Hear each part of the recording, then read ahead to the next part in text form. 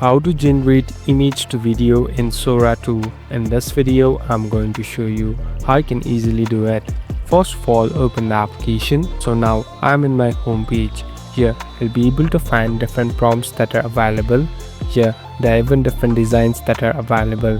Now simply tap on the one that you like to create. And here, I'm tapping on one. Now here, there's a section called image to video. Simply tap on image to video. Here, this is the place where you can customize and add your prompt. From the top, simply tap on upload image. Now here, you can upload your own image, and after entering all the prompts and making the customization, simply tap on generate video.